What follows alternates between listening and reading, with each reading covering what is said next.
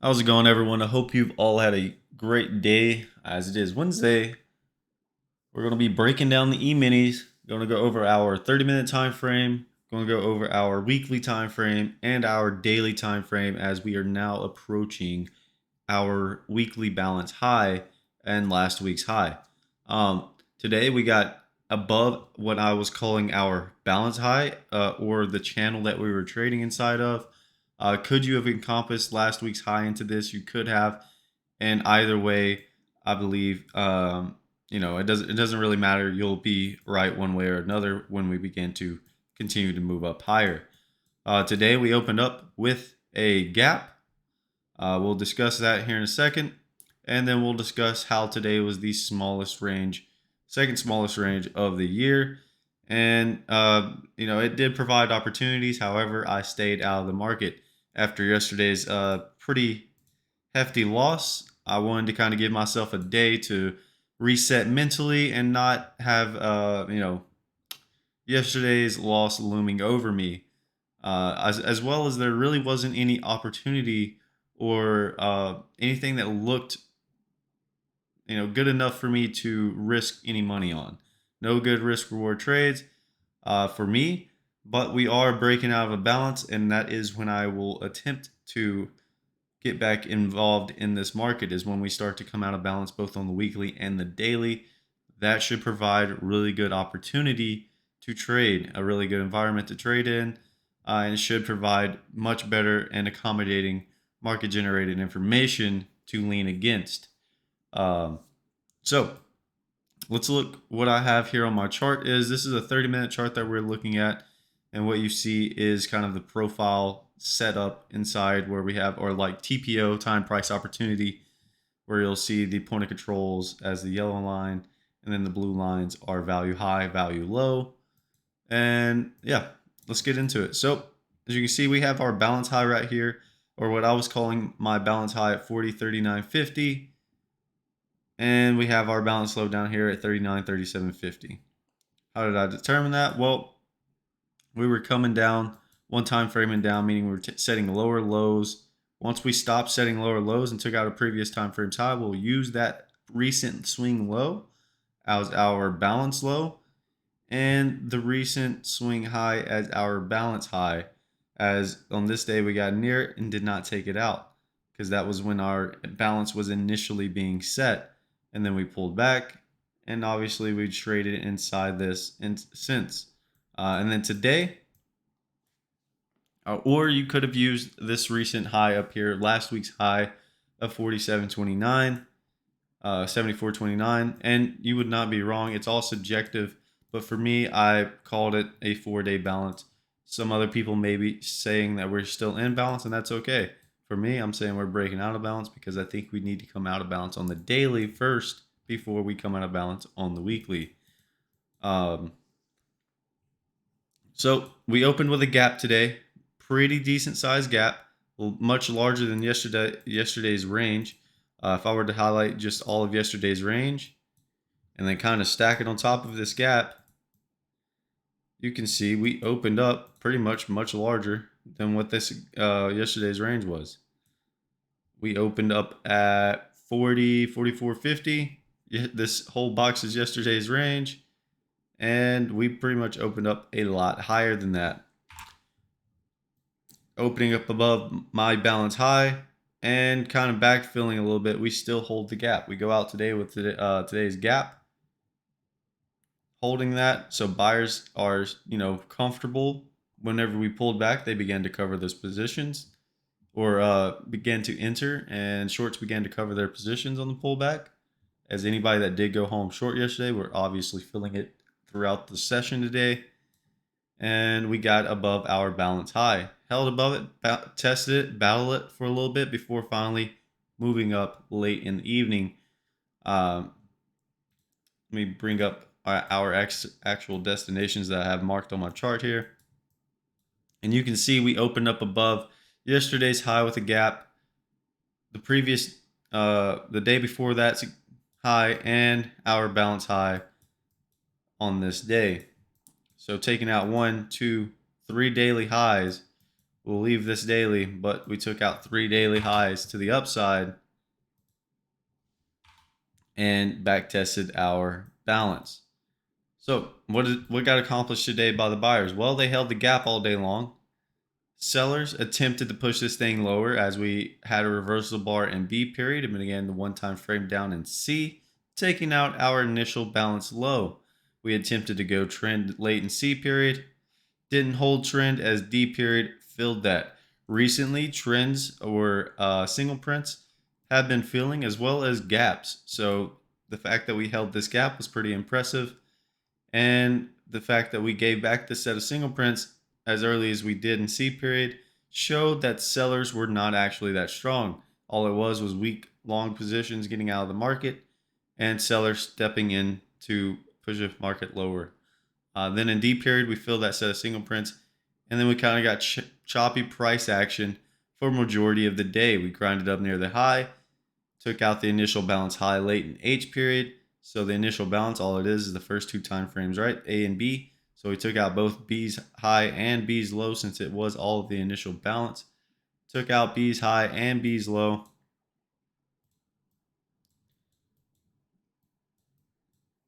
Try to put this in bigger increments so you guys can see. But we took out this high here in B period and we took out that high, low in C period, right? So we take out not only the initial balance low, we took out the initial balance high late in the day. Now, first off, because we didn't go trend in C period, there really wasn't much of a high chance that we'd go trend in H period. So fading the extreme or selling once you got up to the tops of there, once we set a new high on the day, you could have sold an I period against H's high to rotate back into our wide point of control, which was 1, 2, 3, 4, 5, 6, 7 wide at the time at C's high, and then ended up becoming 8 wide, then 9 wide at J's or at C's high. So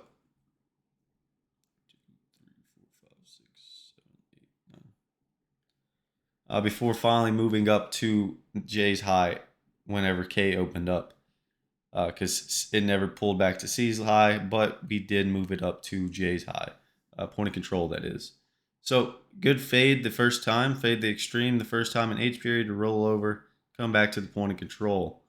However, in K period, you could have done the exact same thing, faded the extreme because chances of us going trend were very slim, and you could have had a rollover, but you would have needed to get out rather quickly. Then we probed in, or we had price spike above H's high. So change attempted to take place above H's high. So that is an area of interest that we'll have to keep in mind for tomorrow. If we pull back near H's highs where a change attempt to take place. And then we price probe in L period with a very, very small set of single prints. And very, very small, I mean, it is very small. Let's mark K's high here. K's high was 52.25. And then M's low was 52.75. So two ticks worth of single prints. Not very large, but they are there. So we have a small set of single prints in L period that held and pulled back and then probed above L's high, but it was not enough for us to call it a true price probe, as you know, all we did was set a new high and didn't get much extension above that.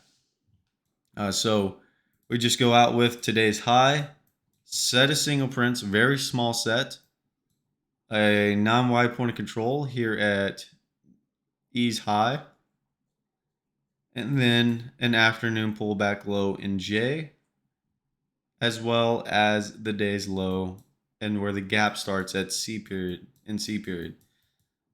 Gap fills down here at 4,950. So that'll be the first thing we need to adjust, is we need to make this a downward destination gap fill so that we know.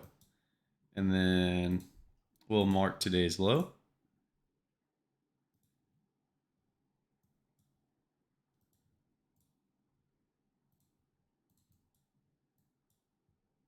Mark today's low of 32.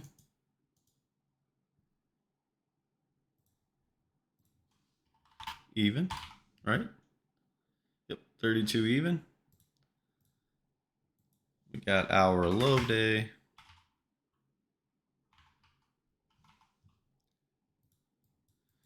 We have our afternoon pullback low. And what is an afternoon pullback low? Well, it's the first time frame in the evening to set a low and then or take out a previous time frame's low. So the first time frame that it can occur in is in F period, because F is the first afternoon time frame of the evening, and then any time frame after F period up until K can be an afternoon pullback low.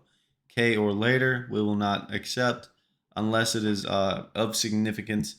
But it could have been in G period because we attempted to hold it. Could have been in H period. Could have been in I period, and then ultimately it ended up being in J period. Now, at some point in time, you got to call it either too close to the day's low or a failed attempt because we attempted so many times. But J period was the not the first time frame in the afternoon to set a low or take out previous time frames low, but it was the first to take out previous time frames low and then never see that low again. It failed in G because H period pulled back and touched it. It failed in H because I period came back and set it, got below H's low, and then ultimately in J period, I's low wasn't the afternoon pullback low because J pulled back, took out I's low, and then we held J low, uh, before K, L, and M pushed up Curly, Larry, and Mo. So seeing that we didn't pull back to that low here was pretty significant, and we'll mark that on our chart. J's low was 37.25. 37.25 afternoon pullback low. So that is an area of reference to kind of, it'll be a downward target if we were to pull back. That would be an area of interest that potentially we'd look to see if it would hold or if they would get to it and through it. And then we have our non-wide point of control. 1, 2, 3, 4, 5, 6, 7, 8, 9 wide point of control. Let me see if, yep, 9 wide at E's high of 44.25.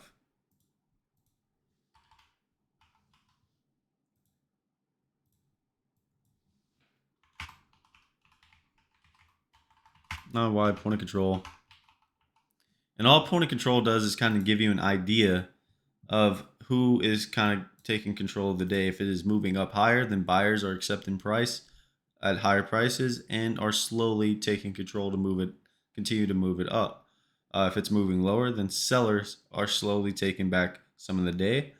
So that's why you want to keep an eye on point of control as well as it becomes a destination for either the upside or the downside. Then we have our very small set of single prints here that's fill at 52.25, 52.25. Single prints fill. And then we have where our single prints start at M's low of 52.75. So literally 2 ticks, not much to lean against, but surprisingly, they held. And actually, these need to be green. I don't know why.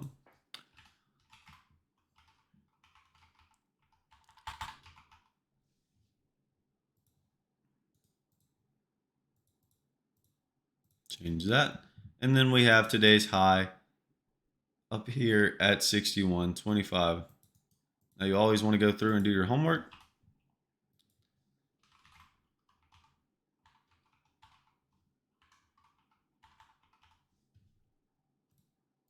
And mark these destinations on your 30-minute chart. That way you can reference them going into the next day. So now our chart should look like this. We got our destinations put in. So if we open up above our set of single prints tomorrow, take out today's high at 40.61.25, then you'll continue to rotate up to our weekly high of 40.73.75 Above that, you have where single prints start, 40.7650, and they fill at 40.85. And we should fill that no problem if there is enough demand. However, if we open up above the single prints, can't take out today's high or get above today's high and don't get much extension as we are near a weekly balance high, then you'll look to roll over, fill the set of single prints because they are rather small, and then trade down to the 40, 44, 25 area where the 9 wide point of control is. Below that, you have our afternoon pullback low where you could attempt to take a long position but would get out rather quickly, and maybe even risk it all the way down to the day's low where the gap starts. So 40.3725, afternoon pullback low, potential area to lean against, and then today's low where the gap starts, which I need to make sure I implement that. Gap starts at 40.32, and a gap fill down here at 4,950. If we continue to liquidate, you will trade at the 4,075 level where our 9 wide point of control is, and that is a naked point of control right now because it has not been traded back through. And then the previous day's low at 39.8075. Now let's look at our daily time frame or our larger time frame. Let's go ahead and look at our weekly time frame.